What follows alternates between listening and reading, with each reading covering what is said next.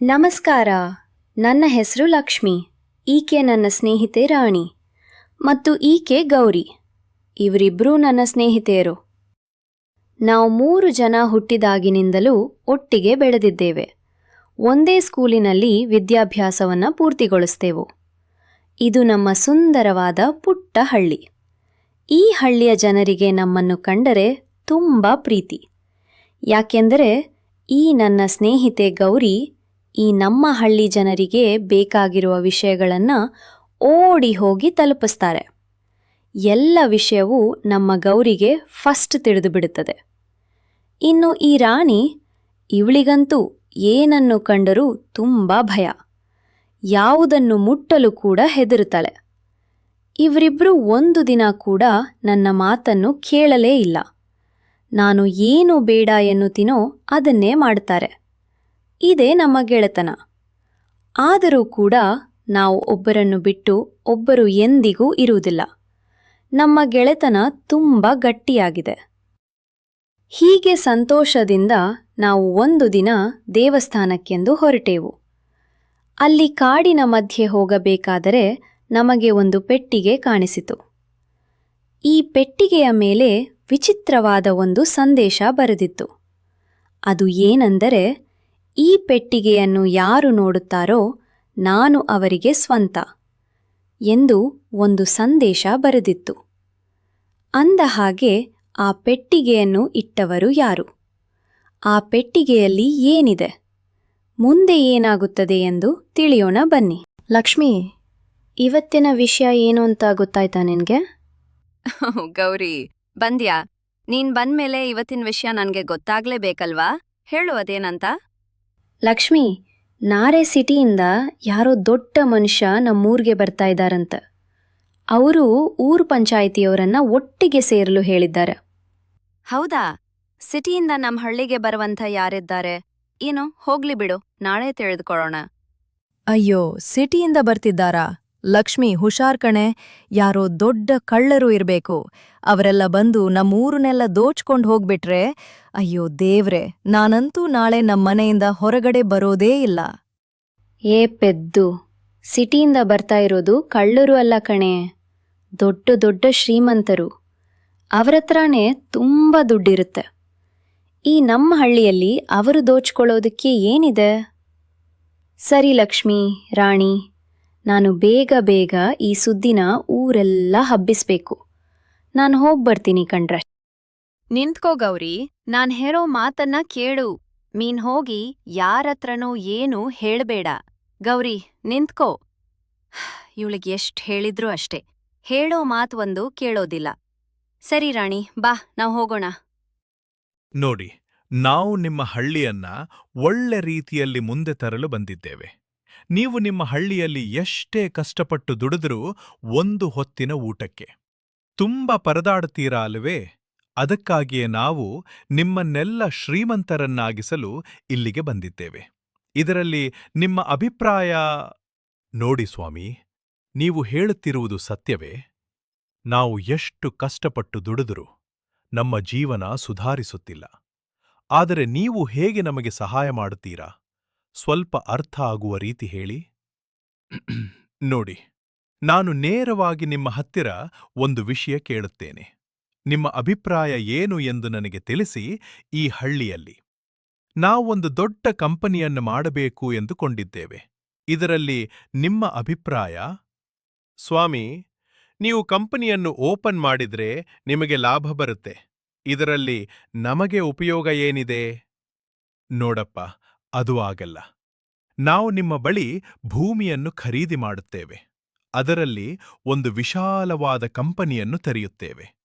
ಆ ಕಂಪನಿ ಎಲ್ಲಿ ನಿಮಗೂ ಕೆಲಸವನ್ನು ಕೊಡುತ್ತೇವೆ, ಆಗ ನಿಮಗೆ ಭೂಮಿಗೂ ದುಡ್ಡು ಬಂದಂತೆ ಆಗತ್ತೆ. ಮತ್ತೆ ನಿಮಗೆ ತಿಂಗಳಿಗೆ ಸಂಬಳವೂ ಸಿಗುತ್ತದೆ. ಇದರಿಂದ ನಿಮಗೆ ಸಂತೋಷ ಅಲ್ಲವೇ? ಏನೋ, ನಮ್ಮ ಭೂಮಿಯನ್ನು ನೀವು ಕೊಂಡುಕೊಳ್ಳುತ್ತೀರಾ? ಅದು ಹೇಗೆ ಸಾಧ್ಯ? ಇದು ವ್ಯವಸಾಯ ಭೂಮಿ. ಹಾಗೆಲ್ಲ ನಾವು ಕೊಡುವುದಿಲ್ಲ. ನಾನು ಹೇಳುವುದನ್ನು ಗಮನವಿಟ್ಟು ಕೇಳಿ. ನೀವು ಇಷ್ಟು ವರ್ಷಗಳಿಂದ ಈ ಭೂಮಿಯಲ್ಲಿ ಉಳುಮೆ ಮಾಡುತ್ತಿದ್ದೀರಾ. ಆದರೆ ಏನು ಪ್ರಯೋಜನ? ನಿಮ್ಮ ಕೈಗೆ ಬರುತ್ತಿರುವ ತುತ್ತು ಬಾಯಿಗೆ ಸಿಗುತ್ತಿಲ್ಲ ಅಲ್ಲವೇ? ಆದ್ದರಿಂದಲೇ ಒಮ್ಮೆ ಯೋಚನೆ ಮಾಡಿ ನೋಡಿ. ನಿಮ್ಮ ಭೂಮಿಯನ್ನು ದುಪ್ಪಟ್ಟು ಹಣ ಕೊಟ್ಟು ನಾವು ಖರೀದಿಸುತ್ತೇವೆ. ಆಗ ನಿಮಗೆ ಹಣವು ಸಿಗುತ್ತದೆ, ಮತ್ತೆ ನಿಮಗೆ ಮತ್ತು ನಿಮ್ಮ ಮಕ್ಕಳಿಗೂ ಕೆಲಸವನ್ನು ಕೊಡುತ್ತೇವೆ. ಆಗ ನಿಮಗೆ ಸಂಬಳವೂ ಸಿಗುತ್ತದೆ. ಇದಕ್ಕಿಂತ ಒಳ್ಳೆಯದು ಯಾರು ಮಾಡುತ್ತಾರೆ ಹೇಳಿ? ನೋಡಿ, ನಾನು ನಿಮಗೆ ಬಲವಂತ ಮಾಡುವುದಿಲ್ಲ. ಚೆನ್ನಾಗಿ ಯೋಚನೆ ಮಾಡಿ.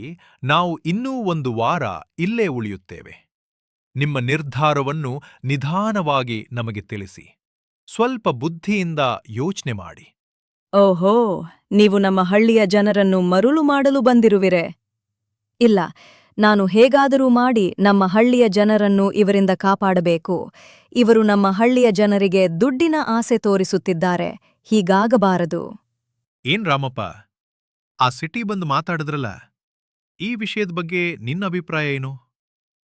ಇಲ್ಲ ಸೀನಪ್ಪ, ನಾನಿನ್ನೇನ್ ಅಂದ್ಕೊಂಡಿಲ್ಲ. ಆದ್ರೆ ಅವ್ರು ಹೇಳೋದ್ರಲ್ಲಿ ಒಂದು ವಿಚಾರ ನಿಜಾನೇ ನೋಡು.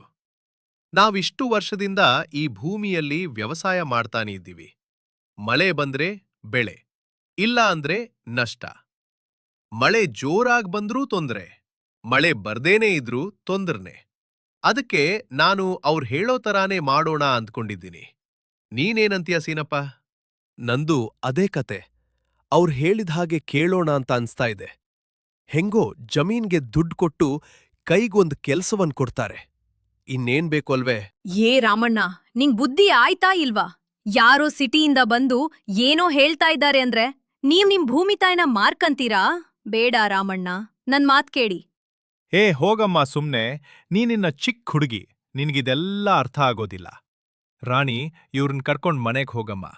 ಅಪ್ಪ, ಲಕ್ಷ್ಮಿ ಹೇಳೋ ಮಾತನ್ನ ಸ್ವಲ್ಪ ಕೇಳಿ. ಅವಳು ಹೇಳೋದ್ರಲ್ಲಿ ಯಾವಾಗ್ಲೂ ಒಂದ್ ಅರ್ಥ ಇರುತ್ತೆ.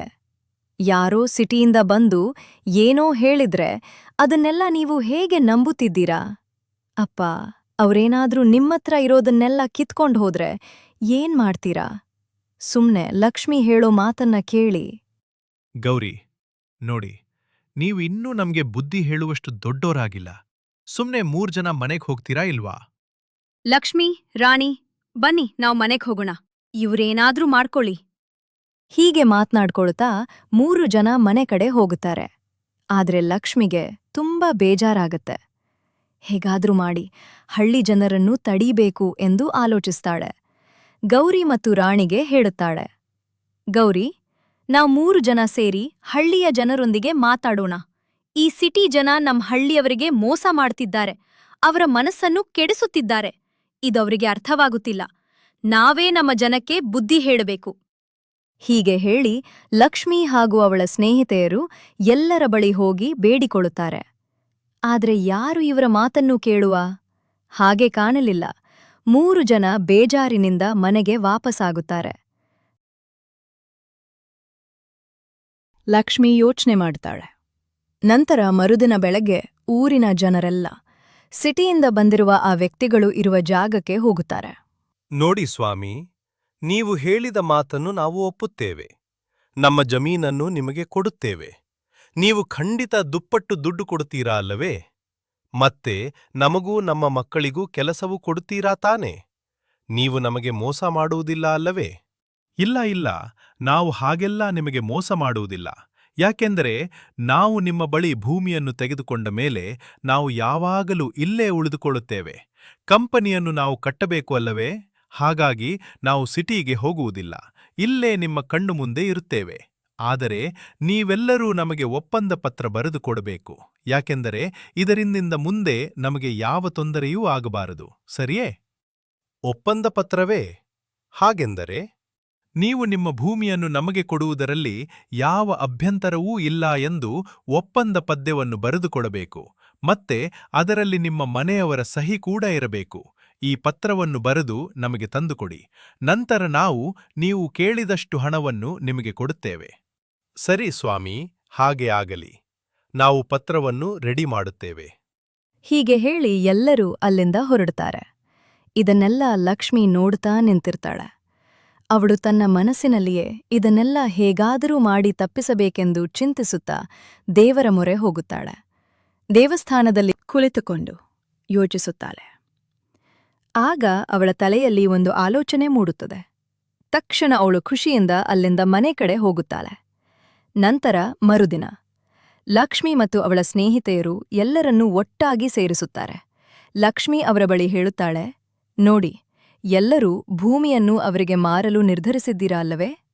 ಹೌದು ಲಕ್ಷ್ಮಿ, ಅದಕ್ಕೇನೀಗೆ? ಚಿಕ್ಕಪ್ಪೋ, ನೀವು ಒಂದು ವಿಷಯ ಮರೆತ ಹಾಗಿದೆ. ನಾವ್ ಏನ್ ಮರೆತು ಹೋದಿರಿ? ಏನ್ ಹೇಳುತ್ತಿದೀಯಾ ಲಕ್ಷ್ಮಿ? ಚಿಕ್ಕಪ್ಪೋ, ಈ ಊರಿನಲ್ಲಿ ಯಾವುದೇ ಒಳ್ಳೆಯ ಕೆಲಸ ಮಾಡಿದರೂ ಗ್ರಾಮ ದೇವತೆಯ ಅಪ್ಪಣೆ ಪಡೆಯಬೇಕೆಂದು ನಿಮಗೆ ತಿಳಿದಿದೆ ತಾನೆ? ಹಾಗಿದ್ದು ನೀವು ಈ ಕೆಲಸವನ್ನು ನೀವೇ ಮಾಡುವುದಾಗಿ ಹೇಗೆ ಒಪ್ಪಿಕೊಂಡಿರಿ? ದೇವಿಯ ಕೋಪಕ್ಕೆ ಗುರಿಯಾಗಬೇಡಿ ಚಿಕ್ಕಪ್ಪೋ.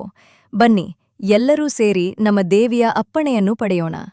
ಹೌದು, ಲಕ್ಷ್ಮಿ ಹೇಳುತ್ತಿರುವುದು ಸತ್ಯ. ನಾವು ನಮ್ಮ ದೇವಿಯನ್ನೇ ಮರೆತುಬಿಟ್ಟೆವು. ಬನ್ನಿ, ಈ ತಕ್ಷಣ ಎಲ್ಲರೂ ದೇವಸ್ಥಾನಕ್ಕೆ ಹೋಗೋಣ. ಹೀಗೆ ಮಾತನಾಡಿಕೊಂಡು ಎಲ್ಲರೂ ದೇವಸ್ಥಾನದ ಕಡೆ ಹೋಗುತ್ತಾರೆ. ಆಗ ಈ 3 ಜನರು ಒಟ್ಟಾಗಿ ಸೇರಿ ಮಾತನಾಡಿಕೊಳ್ಳುತ್ತಾರೆ. ಲಕ್ಷ್ಮಿ ಹೇಳುತ್ತಾಳೆ, ಗೌರಿ, ರಾಣಿ, ನಾನು ಹೇಳುವುದನ್ನು ಸರಿಯಾಗಿ ಕೇಳಿಸಿಕೊಳ್ಳಿ. ಇವರೆಲ್ಲರೂ ದೇವಿಯ ಬಳಿ ಪ್ರಾರ್ಥನೆ ಇಡಲು ಹೋಗುತ್ತಿದ್ದಾರೆ. ಇವರು ಹೋಗುವ ಮೊದಲು ನಾವು ದೇವಸ್ಥಾನಕ್ಕೆ ಹೋಗೋಣ ಬನ್ನಿ. ಹೀಗೆ ಹೇಳಿ ಗೌರಿ ಮತ್ತು ರಾಣಿಯನ್ನು ಕರೆದುಕೊಂಡು ಲಕ್ಷ್ಮಿ ದೇವಸ್ಥಾನದ ಕಡೆ ಹೋಗುತ್ತಾಳೆ. ಹೀಗೆ ಹೋಗಬೇಕಾದರೆ ಗೌರಿಯ ಕಣ್ಣಿಗೆ ಒಂದು ಪೆಟ್ಟಿಗೆ ಕಾಣಿಸಿಕೊಳ್ಳುತ್ತದೆ. ಅದನ್ನು ಕಂಡು ಗೌರಿ ಶಾಕ್ ಆಗಿ ಅಲ್ಲೇ ನಿಲ್ಲುತ್ತಾಳೆ. ಏನಾಯ್ತು ಗೌರಿ? ಯಾಕೆ ಹಾಗೆ ನಿಂತುಬಿಟ್ಟೆ? ಲಕ್ಷ್ಮಿ, ರಾಣಿ, ನೋಡಿ ಇಲ್ಲಿ ಪೆಟ್ಟಿಗೆ ಕಾಣುತ್ತಿದೆ. ಒಂದು ಪೆಟ್ಟಿಗೆಯನ್ನು ನೋಡಿ ಏಕೆ ಹೆದರಿಕೊಳ್ಳುತ್ತಿದ್ದೀಯಾ? ಅದರಲ್ಲಿ ಏನಿದೆ ಅಂತ ನೋಡೋಣ. ಅಯ್ಯೋ, ಬೇಡ ಕಣ್ರಿ, ಅದ್ರೊಳಗೆ ದೆವ್ವನೂ ಭೂತನೂ ಇರಬೇಕು. ಹತ್ರ ಹೋಗ್ಬೇಡ್ರಿ. ರಾಣಿ, ಎಲ್ಲದಕ್ಕೂ ಏಕೆ ಹೀಗೆ ಎದುರುಕೊಳ್ಳುತ್ತೀಯಾ? ವ್ಯಕ್ತಿಯ ಒಳಗಡೆ ದೆವ್ವ ಹೇಗೆ ಬರುತ್ತೆ? ಅದೆಲ್ಲ ಏನೂ ಇಲ್ಲ. ಬಾ, ಹೋಗಿ ನೋಡೋಣ.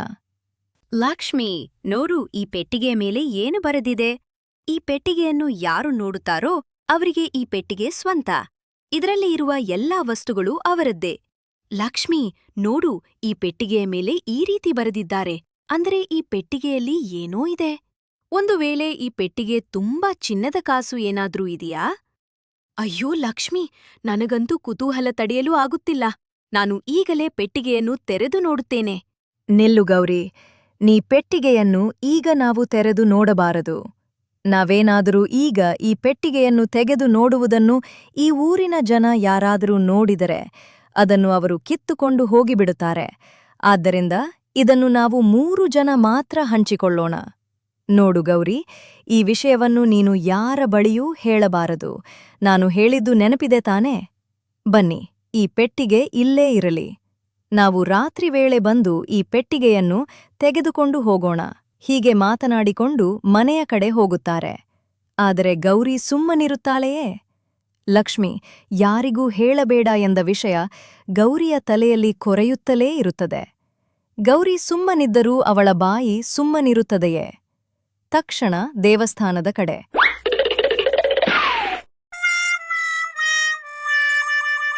ಅಲ್ಲಿ ಸೇರಿದ್ದ ಎಲ್ಲಾ ಜನರ ನಡುವೆ ನಿಂತು ಲಕ್ಷ್ಮಿ ಕೂಗಿ ಹೇಳುತ್ತಾಳೆ, ನನಗೆ ಒಂದು ಪೆಟ್ಟಿಗೆ ಸಿಕ್ಕಿದೆ, ಆದರೆ ತುಂಬಾ ಚಿನ್ನದ ನಾಣ್ಯಗಳಿವೆ. ಬನ್ನಿ, ನಾನು ಈಗಲೇ ಅದನ್ನು ನಿಮಗೆ ತೋರಿಸುತ್ತೇನೆ. ಏನ್ ಹೇಳ್ತಿರುವೆ ಗೌರಿ? ಚಿನ್ನದ್ ಕಾಸೆ? ಅದು ಒಂದು ಪೆಟ್ಟಿಗೆಯ ತುಂಬ. ನೀನ್ ಹೇಳ್ತಿರುವುದು ನಿಜವೇ? ಅಪ್ಪ, ನಾನ್ ಯಾವಾಗ್ಲಾದ್ರೂ ಸುಳ್ಳು ಹೇಳಿದ್ದೀನಾ? ಬನ್ನಿ ನನ್ ಜೊತೆ. ನಾನು ಈಗಲೇ ಆ ಪೆಟ್ಟಿಗೆ ಇರುವ ಜಾಗವನ್ನು ನಿಮ್ಮೆಲ್ಲರಿಗೂ ತೋರಿಸ್ತೇನೆ. ನೋಡಿ, ನಾನ್ ಹೇಳಿದ ಪೆಟ್ಟಿಗೆ ಇಲ್ಲೇ ಇದೆ. ಗೌರಿಯನ್ನೇ ಫಾಲೋ ಮಾಡುತ್ತಿದ್ದ ಲಕ್ಷ್ಮಿ ಮತ್ತು ರಾಣಿ ಇಬ್ಬರು ಅಲ್ಲಿಗೆ ಬರುತ್ತಾರೆ. ಊರಿನ ಜನರಿಗೆ ಆ ಪೆಟ್ಟಿಗೆಯನ್ನು ನೋಡಿ ತುಂಬ ಸಂತೋಷವಾಗುತ್ತದೆ. ಪೆಟ್ಟಿಗೆಯಲ್ಲಿ ಚಿನ್ನದ ನಾಣ್ಯಗಳು ಇವೆ ಎಂದು ನಂಬುತ್ತಾರೆ. ತಕ್ಷಣ ಅದನ್ನು ತೆರೆಯಲು ಮುಂದಾಗುತ್ತಾರೆ. ಆಗ ಲಕ್ಷ್ಮಿ ಹೇಳುತ್ತಾಳೆ, ನಿಲ್ಲಿ, ಈ ಪೆಟ್ಟಿಗೆ ನಮಗೆ ಸಿಕ್ಕಿದ್ದು. ಈ ಪೆಟ್ಟಿಗೆ ನಮಗೆ ಸ್ವಂತದ್ದು. ನೀವು ಏತಕ್ಕ ಇದನ್ನು ಮುಟ್ಟಲು ಪ್ರಯತ್ನಿಸುತ್ತಿದ್ದೀರಾ? ನೋಡಮ್ಮ ಲಕ್ಷ್ಮಿ, ನೀವು ಇನ್ನೂ ಚಿಕ್ಕವಳು. ನಿಮಗೆ ಇದೆಲ್ಲ ಏನೂ ಅರ್ಥ ಆಗುವುದಿಲ್ಲ. ಈ ಪೆಟ್ಟಿಗೆ ಸಾಮಾನ್ಯ ಅಲ್ಲ. ಇದು ಆ ದೇವಿಯ ಪ್ರಸಾದ. ಇದರಲ್ಲಿ ಆ ದೇವತೆ ನೆಲೆಸಿದ್ದಾಳೆ. ಇದು ಈ ಊರಿನ ಎಲ್ಲ ಜನರಿಗೂ ಸ್ವಂತದ್ದು. ಈ ಪೆಟ್ಟಿಗೆಯನ್ನು ದೇವಸ್ಥಾನದ ಮುಂದೆ ತೆಗೆದುಕೊಂಡು ಹೋಗೋಣ ಬನ್ನಿ. ಹೀಗೆ ಹೇಳಿ ಎಲ್ಲರೂ ಪೆಟ್ಟಿಗೆಯನ್ನು ದೇವಸ್ಥಾನದ ಬಳಿ ತೆಗೆದುಕೊಂಡು ಹೋಗುತ್ತಾರೆ. ಕುತೂಹಲದಿಂದ ಪೆಟ್ಟಿಗೆಯನ್ನು ತೆಗೆದು ನೋಡುತ್ತಾರೆ. ಅದರಲ್ಲಿ ದೇವಿಯ ವಿಗ್ರಹ ಇರುತ್ತದೆ. ಎಲ್ಲರೂ ದೇವಿಯನ್ನು ಕಂಡು ಕೈಮುಗಿದು ನಿಲ್ಲುತ್ತಾರೆ. ನೋಡಿ ನೋಡಿ, ದೇವಿಯ ವಿಗ್ರಹ. ದೇವಿ ನಮ್ಮೂರಿಗೆ ಬಂದಿದ್ದಾಳೆ. ಇದನ್ನು ನಾವು ಸಂಭ್ರಮದಿಂದ ಆಚರಿಸಬೇಕು. ದೇವಿಯನ್ನು ರಾಮಣ್ಣ ಎತ್ತಿಕೊಳ್ಳಲು ಪೆಟ್ಟಿಗೇಟಿಗೆಯ ಹತ್ತಿರ ಹೋಗುತ್ತಾರೆ. ಪೆಟ್ಟಿಗೆಯಿಂದ ದೇವಿಯ ವಿಗ್ರಹವು ಮೇಲೆ ಬರುತ್ತದೆ. ಎಲ್ಲರೂ ಶಾಕ್ ಆಗಿ ನಿಂತುಕೊಳ್ಳುತ್ತಾರೆ. ನಂತರ ದೇವಿ ಪ್ರತ್ಯಕ್ಷಳಾಗಿ, ನಾನು ಈ ಊರಿನ ಗ್ರಾಮ ದೇವತೆ. ನಾನು ಈ ಊರಿನಲ್ಲಿ ನಿರಂತರವಾಗಿ ನೆಲೆಸಬೇಕಾದರೆ ನೀವು ನನಗೆ ಜಾತ್ರೆಯನ್ನು ನಡೆಸಬೇಕು. ನಂತರ ಪೂಜೆ, ಹೋಮ ಇವೆಲ್ಲವನ್ನು ವಿಜೃಂಭಣೆಯಿಂದ ಮಾಡಬೇಕು. ನಾನು ಊರಿನ ಮಧ್ವೆ ನೆಲೆಸುತ್ತೇನೆ. ನನಗೆ ಒಂದು ಗುಡಿಯನ್ನು ನಿರ್ಮಿಸಿ ನಾನು ಇಲ್ಲೇ ನೆಲೆಸಿ ಈ ಗ್ರಾಮವನ್ನು ಕಾಪಾಡುತ್ತೇನೆ. ಕಾಲಕಾಲಕ್ಕೆ ಮಳೆ, ಬೇಳೆ ಎಲ್ಲವೂ ಚೆನ್ನಾಗಿ ಆಗುವಂತೆ ನಾನು ನಿಮ್ಮನ್ನು ಆಶೀರ್ವದಿಸುತ್ತೇನೆ. ನಾನು ನೆಲೆಸಿದ ಈ ಗ್ರಾಮ ಯಾವಾಗಲೂ ಸುಭಿಕ್ಷವಾಗಿರುತ್ತದೆ. ನಿಮ್ಮೆಲ್ಲರಿಗೂ ಏನು ಬೇಕು ಅದನ್ನು ಕೊಟ್ಟು ನಾನು ಕಾಪಾಡುತ್ತೇನೆ. ಮುಂದೆ ನೀವೆಲ್ಲರೂ ಸಂತೋಷದಿಂದ ಬದುಕುವಂತೆ ಮಾಡುತ್ತೇನೆ. ನನ್ನ ಮಾತನ್ನು ಮೀರಿದರೆ ನಿಮ್ಮೆಲ್ಲರಿಗೂ ಶಾಪ ಕೊಟ್ಟು ಬಿಡುತ್ತೇನೆ. ಹೀಗೆ ಹೇಳಿ ದೇವಿ ಮಾಯವಾಗುತ್ತಾಳೆ. ಇದನ್ನು ಕಂಡು ಗ್ರಾಮದ ಜನರು ತುಂಬಾ ಗಾಬರಿಯಾಗುತ್ತಾರೆ. ಎಲ್ಲರೂ ಒಬ್ಬರಿಗೊಬ್ಬರು ಮಾತನಾಡಿಕೊಳ್ಳುತ್ತಾರೆ. ಕೆಲ ಹೊತ್ತಿನ ನಂತರ, ನೋಡಿ, ತಾಯಿ ದೇವಿ ನಮ್ಮನ್ನು ಕಾಪಾಡಲು ಇಲ್ಲಿಗೆ ಬಂದಿದ್ದಾಳೆ. ನಾವು ಮೂರ್ಖತನದಿಂದ ನಮ್ಮ ಜಮೀನುಗಳನ್ನು ಆ ಸಿಟಿ ಜನಕ್ಕೆ ಕೊಡಲು ತೀರ್ಮಾನಿಸಿಬಿಟ್ಟೆವು. ಅದಕ್ಕೆ ದೇವಿ ಕೋಪಗೊಂಡಿದ್ದಾಳೆ. ನಮ್ಮನ್ನು ಆ ಸಿಟಿ ಜನರಿಂದ ಕಾಪಾಡಲು ದೇವಿ ಈ ರೂಪದಲ್ಲಿ ಬಂದಿದ್ದಾಳೆ. ಇನ್ನು ಮುಂದೆ ನಮ್ಮ ತಪ್ಪನ್ನು ತಿದ್ದಿಕೊಳ್ಳೋಣ. ದೇವಿಗೆ ಊರಿನ ಮಧ್ಯೆ ದೇವಸ್ಥಾನ ನಿರ್ಮಿಸೋಣ. ನಂತರ ಜಾತ್ರೆಯನ್ನು ನಡೆಸೋಣ. ಆ ದೇವಿ ನಮ್ಮನ್ನು ಕಾಪಾಡ್ತಾಳೆ. ಬನ್ನಿ ಎಲ್ಲರೂ ದೇವಸ್ಥಾನವನ್ನು ಕಟ್ಟಲು ಮುಂದಾಗೋಣ. ಹೀಗೆ ಊರಿನ ಜನರು ಮಾತನಾಡಿಕೊಳ್ಳುತ್ತಿದ್ದಂತೆ ಇದನ್ನೆಲ್ಲ ಗಮನಿಸುತ್ತಿದ್ದ ಆ ಸಿಟಿ ಜನ ಅಲ್ಲಿಗೆ ಬರುತ್ತಾರೆ. ನೀವೆಲ್ಲ ಏನು ಮಾತನಾಡಿಕೊಳ್ತಿದ್ದೀರಾ? ಇದೆಲ್ಲ ಮೂಢನಂಬಿಕೆ. ಯಾರೋ ಕಳ್ಳರು ದೇವಿ ವಿಗ್ರಹವನ್ನು ಕದ್ದು ಈ ಪೆಟ್ಟಿಗೆಯಲ್ಲಿ ಇಟ್ಟಿದ್ದಾರೆ. ಅದನ್ನು ದಾರಿ ಮಧ್ಯೆ ಬಿಟ್ಟು ಹೋಗಿದ್ದಾರೆ. ಇದನ್ನೆಲ್ಲ ನೀವು ನಂಬಬೇಡಿ. ನಾವು ಹೇಳಿದ ಹಾಗೆ ನಿಮ್ಮ ಭೂಮಿಯನ್ನು ನಮಗೆ ಕೊಡಿ. ನಿಮಗೆ ಬೇಕಾದಷ್ಟು ದುಡ್ಡನ್ನು ನಾವು ಕೊಡುತ್ತೇವೆ. ನಿಲ್ಲಿಸಿ ನಿಮ್ಮ ಮಾತನ್ನು. ನಮ್ಮ ದೇವಿಯನ್ನು ಸುಳ್ಳು ಎಂದು ಮಾತಾಡುತ್ತಿದ್ದೀರಾ? ನಿಮಗೆಷ್ಟು ಧೈರ್ಯ? ಮೊದಲು ನೀವು ಇಲ್ಲಿಂದ ತೊಲಗಿ. ನಿಮ್ಮ ಮಾತುಗಳನ್ನು ಕೇಳಿ ನಾವು ನಮ್ಮ ಭೂಮಿ ತಾಯಿಯನ್ನು ಮಾರಿಕೊಳ್ಳುತ್ತಿದ್ದೆವು. ಅದಕ್ಕೆ ಈ ತಾಯಿ ನಮ್ಮನ್ನು ಕಾಪಾಡಲು ಇಲ್ಲಿಗೆ ಬಂದಿದ್ದಾಳೆ, ನಮ್ಮ ದೇವಿಯನ್ನು. ನೀವು ಮೂಢನಂಬಿಕೆಯೆಂದು ಮಾತನಾಡುತ್ತಿದ್ದೀರಾ? ನಿಮ್ಮಂಥ ಶ್ರೀಮಂತರಿಗೆ ಏನು ಗೊತ್ತು ನಮ್ಮ ಗ್ರಾಮ ದೇವತೆಯ ಶಕ್ತಿ? ನೀವು ಮೊದಲು ಈ ಊರನ್ನು ಬಿಟ್ಟು ಹೋಗಿ. ನಾವು ಯಾವುದೇ ಕಾರಣಕ್ಕೂ ನಮ್ಮ ವ್ಯವಸಾಯ ಭೂಮಿಯನ್ನು ಮಾರುವುದಿಲ್ಲ. ನಮ್ಮೆಲ್ಲರ ವ್ಯವಸಾಯ ಭೂಮಿಯ ಮಧ್ಯೆ ನಾವು ನಮ್ಮ ದೇವಿಗೆ ಗುಡಿಯನ್ನು ಕಟ್ಟುತ್ತೇವೆ. ದೇವಿ ನಮಗೇನು ಬೇಕು ಅದನ್ನು ಕೊಡುತ್ತಾಳೆ. ಕಷ್ಟಪಟ್ಟು ದುಡಿದರೆ ದೇವಿ ಖಂಡಿತ ನಮಗೆ ಫಲ ಕೊಡುತ್ತಾಳೆ. ಅದನ್ನು ಬಿಟ್ಟು ನಮ್ಮ ಸ್ವಂತ ಭೂಮಿಯನ್ನು ನಿಮಗೆ ಕೊಟ್ಟು ನಿಮ್ಮ ಬಳಿ ನಾವು ದುಡ್ಡಿಗಾಗಿ ಕೈಹೊಡ್ಡಿ ನಿಲ್ಬೇಕೆ? ಛೆ, ಇದೆಂಥ ಕರ್ಮ ನಮಗೆ. ನಮ್ಮ ಸ್ವಂತ ಭೂಮಿಯನ್ನು ನಾವೇ ಇಟ್ಟುಕೊಂಡು ರಾಜರಂತೆ ಬದುಕುತ್ತೇವೆ. ನಿಮ್ಮ ಮುಂದೆ ಕೈಕಟ್ಟಿ ಎಂದಿಗೂ ನಿಲ್ಲುವುದಿಲ್ಲ. ನಮ್ಮ ಭೂಮಿಯನ್ನು ನಿಮಗೆ ಕೊಟ್ಟು ನಿಮ್ಮನ್ನು ಶ್ರೀಮಂತರನ್ನಾಗಿ ಮಾಡುವ ಬದಲು ನಮ್ಮ ಭೂಮಿಯಲ್ಲಿ ಕಷ್ಟಪಟ್ಟು ದುಡಿದು ನಾವೇ ಶ್ರೀಮಂತರಾಗುತ್ತೇವೆ. ಅದು ಅಲ್ಲದೆ ಭೂಮಿ ತಾಯಿಯನ್ನು ನಿಮಗೆ ಮಾರಿ ಅದರಲ್ಲಿ ವ್ಯವಸಾಯವನ್ನು ಮಾಡದೆ ನಾವು ಕೂತರೆ ನಿಮ್ಮಂಥವರು ಏನನ್ನು ತಿಂತೀರಾ? ನಿಮ್ಮಂತಹವರು ಅನ್ನ ತಿನ್ನಲು ನಮ್ಮಂತಹವರು ವ್ಯವಸಾಯ ಮಾಡಲೇಬೇಕು ಅಲ್ಲವೇ? ಬಹಳ ಸಂತೋಷವಾಯಿತು ಅಪ್ಪ. ಈ ನಿಮ್ಮ ಮಾತುಗಳನ್ನು ಕೇಳಿ ನನಗಷ್ಟೇ ಅಲ್ಲ, ನಮ್ಮ ಗ್ರಾಮ ದೇವತೆಗೂ ಕೂಡ ನಿಮ್ಮ ಮಾತನ್ನು ಕೇಳಿ ತುಂಬ ಸಂತೋಷವಾಗಿದೆ. ನಮ್ಮ ಅಪ್ಪ ಹೇಳಿದ್ದು ನಿಮಗೆ ಅರ್ಥವಾಯಿತೆ. ಇನ್ನು ಮುಂದೆ ನಿಮ್ಮ ಆಟ ಇಲ್ಲಿ ನಡೆಯೋದಿಲ್ಲ. ಇಲ್ಲಿ ಎಲ್ಲರಿಗೂ ಅರ್ಥವಾಗಿದೆ ನೀವು ಇವರಿಗೆ ಮೋಸ ಮಾಡಲು ಬಂದಿದ್ದೀರಾ ಎಂದು. ಇನ್ನು ನಿಮ್ಮ ಆಟ ನಡೆಯೋದಿಲ್ಲ. ಹೊರಡಿ ಇಲ್ಲಿಂದ. ಕಷ್ಟಪಟ್ಟು ಹೇಗೋ ದುಡಿದು ಸಂತೋಷದಿಂದ ಬದುಕುತ್ತಿದ್ದೆವು. ಖುಷಿಯಿಂದ ಇದ್ದ ನಮ್ಮ ಜನರನ್ನು ಮೋಸ ಮಾಡಿ ಅವರ ಬಳಿ ಇರುವ ವ್ಯವಸಾಯ ಭೂಮಿಯನ್ನು ಕಿತ್ತುಕೊಳ್ಳಲು ಬಂದಿರುವಿರೆ. ಈಗ ಏನಾಯಿತು ನೋಡಿದಿರಾ? ಆದರೂ ನಿಮಗೆ ಸ್ವಲ್ಪವಾದರೂ ಬುದ್ಧಿ ಬೇಡವೇ? ವ್ಯವಸಾಯ ಭೂಮಿಯನ್ನು ನೀವು ಕಿತ್ತುಕೊಂಡು ಅದರಲ್ಲಿ ಕಂಪನಿಗಳನ್ನು ಮಾಡಿದರೆ ವ್ಯವಸಾಯ ಮಾಡುವುದಕ್ಕೆ ಭೂಮಿಯೇ ಇಲ್ಲದಂತಾಗುತ್ತದೆ. ವ್ಯವಸಾಯಕ್ಕೆ ಭೂಮಿಯೇ ಇಲ್ಲವಾದರೆ ನೀವು ಅನ್ನ ತಿನ್ನಲು ಏನು ಮಾಡುತ್ತೀರಾ? ಬರೀ ನಿಮ್ಮ ಕಂಪನಿಯಿಂದ ಬರುವ ಹೊಗೆಯನ್ನು ಕುಡಿದು ನೀವು ಬದುಕುತ್ತೀರಿಯೇ? ಹೇಳಿ. ನಮ್ಮನ್ನು ಕ್ಷಮಿಸಿ. ನೀನು ಚಿಕ್ಕ ಹುಡುಗಿಯಾದ್ರು ನಮಗೆ ದೊಡ್ಡ ಪಾಠ ಹೇಳಿದೆ. ನಮ್ಮ ತಪ್ಪನ್ನು ಕ್ಷಮಿಸಿ. ನಾವು ಇನ್ನು ಮುಂದೆ ನಿಮಗೆ ತೊಂದರೆ ಕೊಡುವುದಿಲ್ಲ. ಇಲ್ಲಿಂದ ಹೊರಟು ಹೋಗುತ್ತೆ. ಈ ಪೆಟ್ಟಿಗೆ ಹೇಗೆ ಬಂತು ಎಂದು ತಿಳಿಯೋಣ ಬನ್ನಿ. ಲಕ್ಷ್ಮಿ ದೇವಸ್ಥಾನದಲ್ಲಿ ಕುಳಿತು ಅಳುತ್ತಾ ಇರುತ್ತಾಳೆ. ಆಗ ಅಲ್ಲಿಗೆ ಒಬ್ಬ ವಯಸ್ಸಾದ ಅಜ್ಜಿ ಬರುತ್ತಾರೆ. ಅಜ್ಜಿ ಬಂದು ಲಕ್ಷ್ಮಿಯ ಬಳಿ ಏನಾಯಿತು ಎಂದು ವಿಚಾರಿಸುತ್ತಾರೆ. ಆಗ ಲಕ್ಷ್ಮಿ ಎಲ್ಲ ವಿಷಯವನ್ನು ಅಜ್ಜಿಯ ಬಳಿ ಹೇಳಿಕೊಳ್ಳುತ್ತಾಳೆ. ಆಗ ಅಜ್ಜಿ ಲಕ್ಷ್ಮಿಗೆ ಹೇಳುತ್ತಾರೆ. ನೋಡಮ್ಮ ಲಕ್ಷ್ಮಿ, ನಾನು ಹೇಳಿದ ಹಾಗೆ ನೀನು ಮಾಡು. ದೇವಸ್ಥಾನದಲ್ಲಿ ಒಂದು ಪೆಟ್ಟಿಗೆ ಇದೆ. ಆ ಪೆಟ್ಟಿಗೆಯಲ್ಲಿ ಗ್ರಾಮದೇವತೆಯ ವಿಗ್ರಹವೂ ಇದೆ. ನೀನು ಈ ಪೆಟ್ಟಿಗೆಯನ್ನು ತೆಗೆದುಕೊಂಡು ಹೋಗಿ ದಾರಿಯ ಮಧ್ಯೆ ಇಡು. ನೀನು ಗೌರಿಯ ಬಳಿ ಹೇಳು, ಈ ಪೆಟ್ಟಿಗೆಯ ವಿಚಾರ ಯಾರ ಬಳಿಯೂ ಹೇಳಬೇಡ ಎಂದು. ಆಗ ಗೌರಿ ಎಲ್ಲರ ಬಳಿ ಈ ವಿಚಾರವನ್ನು ತಿಳಿಸುತ್ತಾಳೆ. ಮುಂದೆ ನಿನಗೆ ಎಲ್ಲವೂ ಅರ್ಥವಾಗುತ್ತದೆ. ಲಕ್ಷ್ಮೀ ದೇವಸ್ಥಾನದಲ್ಲಿ ನಡೆದ ಘಟನೆಯನ್ನು ಎಲ್ಲರ ಬಳಿ ತಿಳಿಸುತ್ತಾಳೆ. ಎಲ್ಲರೂ ಅಚ್ಚರಿಯಿಂದ ನೋಡುತ್ತಾರೆ. ದೇವಸ್ಥಾನದಲ್ಲಿ ಅಜ್ಜಿ ಕಾಣಿಸಿಕೊಂಡರೆ ಯಾರು ಆ ಅಜ್ಜಿ ಎಂದು ಎಲ್ಲರೂ ಯೋಚಿಸುತ್ತಿರುತ್ತಾರೆ. ಆಗ ಮತ್ತೆ ಆ ಅಜ್ಜಿ ಅಲ್ಲಿ ಕಾಣಿಸಿಕೊಳ್ಳುತ್ತಾರೆ. ನಾನು ಇದೇ ಪಕ್ಕದ ಹಳ್ಳಿಯಲ್ಲಿ ವಾಸಿಸುತ್ತಿದ್ದೇನೆ. ಲಕ್ಷ್ಮೀ ದೇವಸ್ಥಾನದಲ್ಲಿ ಕುಳಿತು ಆ ದೇವಿಯ ಮುಂದೆ ಎಲ್ಲಾ ವಿಷಯವನ್ನು ಹೇಳಿಕೊಂಡು ಚಿಂತಿಸುತ್ತಿದ್ದಳು. ಅದನ್ನು ನಾನು ಕೇಳಿಸಿಕೊಂಡೆ. ಆ ಸಿಟಿಸನ ನಿಮ್ಮ ತಲೆ ಕೆಡಿಸಿಬಿಟ್ಟಿದ್ದಾರೆ ಎಂದು ನಾನು ಅರಿತು. ಈ ಪೆಟ್ಟಿಗೆ ರಹಸ್ಯವನ್ನು ನಾನು ಲಕ್ಷ್ಮಿಯ ಬಳಿ ಹೇಳಿದೆ. ಈ ಪೆಟ್ಟಿಗೆಯಲ್ಲಿರುವ ದೇವಿ ವಿಗ್ರಹ ತುಂಬಾ ಶಕ್ತಿಶಾಲಿಯಾಗಿದೆ. ಗ್ರಾಮದೇವತೆಯೇ ಈ ವಿಗ್ರಹದಲ್ಲಿ ನೆಲೆಸಿದ್ದಾಳೆ. ಅದಕ್ಕೇ ನಿಮಗೆ ಈಗ ಈ ದೇವಿಯ ಅನುಗ್ರಹವಾಗಿದೆ. ಇನ್ನು ಮುಂದೆಯಾದರೂ ಬುದ್ಧಿವಂತಿಕೆಯಿಂದ ನಡೆದುಕೊಳ್ಳಿ. ಅಮ್ಮ, ನೀವು ಆ ದೇವರಂತೆ ಬಂದು ನಮ್ಮನ್ನು ಕಾಪಾಡಿದಿರಿ. ಇಲ್ಲವಾದರೆ ಅನ್ನ ಕೊಡುತ್ತಿದ್ದ ಈ ವ್ಯವಸಾಯ ಭೂಮಿಯನ್ನು ನಾವು ಮಾರಿಕೊಳ್ಳುತ್ತಿದ್ದೆವು. ನಿಮ್ಮಿಂದ ನಮಗೆ ಉಪಕಾರವಾಗಿದೆ. ನೀವು ನಮಗೆ ಗ್ರಾಮದೇವತೆಯ ರೂಪದಲ್ಲಿ ಕಾಣುತ್ತಿದ್ದೀರಾ. ನಿಮ್ಮಿಂದ ನಮಗೆ ಉಪಕಾರವಾಗಿದೆ.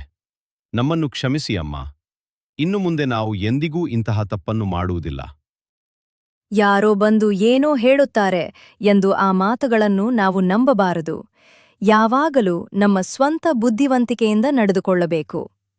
ನಮ್ಮ ಪೂರ್ವಜರು ಬಾಳಿ ಬದುಕಿದ ಜಾಗವಿದು. ಅವರು ನಮಗಾಗಿ ಬಿಟ್ಟು ಹೋದ ಭೂಮಿಯನ್ನು ಬೇರೆಯವರಿಗೆ ನೀಡುವ ಹಕ್ಕು ನಮಗಿಲ್ಲ. ಅವರು ನಮ್ಮ ಪೀಳಿಗೆಗಳು ನೆಮ್ಮದಿಯಿಂದ ಬದುಕಲಿ ಎಂದು ಈ ವ್ಯವಸಾಯ ಭೂಮಿಯನ್ನು ನಮಗೆ ಬಿಟ್ಟು ಹೋಗಿದ್ದಾರೆ. ಆದರೆ ನೀವು ಅದನ್ನು ಅವರು ಬಂದು ಕೇಳಿ ತಕ್ಷಣ ನೀಡಲು ಸಿದ್ಧರಾಗಿಬಿಟ್ಟಿರಿ. ಒಂದು ಕ್ಷಣವೂ ಆಲೋಚನೆ ಮಾಡಲಿಲ್ಲ. ಹೌದು ಮಗಳೇ, ನೀನ್ ಹೇಳ್ತಿರುವುದು ಸತ್ಯ. ನಮ್ಮ ಪೂರ್ವಜರ ಆಸ್ತಿಯನ್ನು ಮಾರಲು ನಮಗೆ ಹಕ್ಕಿಲ್ಲ. ಅವರು ನಮಗಾಗಿ ಬಿಟ್ಟುಹೋದ ವ್ಯವಸಾಯ ಭೂಮಿ ಇದು. ಇನ್ನು ಮುಂದೆ ಇದನ್ನು ದೇವರಂತೆ ಕಾಪಾಡಿಕೊಳ್ಳುತ್ತೇವೆ. ನಮ್ಮ ಮೂರ್ಖತನವೇನೆಂದು ನಮಗೆ ಅರ್ಥವಾಗಿದೆ. ಅನ್ನ ಕೊಡುವ ಭೂಮಿ ಕೇವಲ ಮಣ್ಣಲ್ಲ, ಅದು ನಮ್ಮ ಪೂರ್ವಜರ ಆಶೀರ್ವಾದ. ಹಣ ಇಂದು ಬರುತ್ತದೆ, ನಾಳೆ ಹೋಗುತ್ತದೆ. ಆದರೆ ಭೂಮಿ ಹೋದರೆ ಬದುಕೇ ಕೈ ತಪ್ಪುತ್ತದೆ. ಆದ್ದರಿಂದ ಭೂಮಿಯನ್ನು ಮಾರಬೇಡ, ಅದನ್ನು ಕಾಪಾಡು. ಯಾಕೆಂದರೆ ದೇವರು ಕೆಲವೊಮ್ಮೆ ದೇವಾಲಯದಲ್ಲಲ್ಲ, ನಮ್ಮ ಹೊಲಗಳಲ್ಲೇ ವಾಸಿಸುತ್ತಾನೆ. ಎಲ್ಲರಿಗೂ ಒಳ್ಳೆಯದಾಗಲಿ.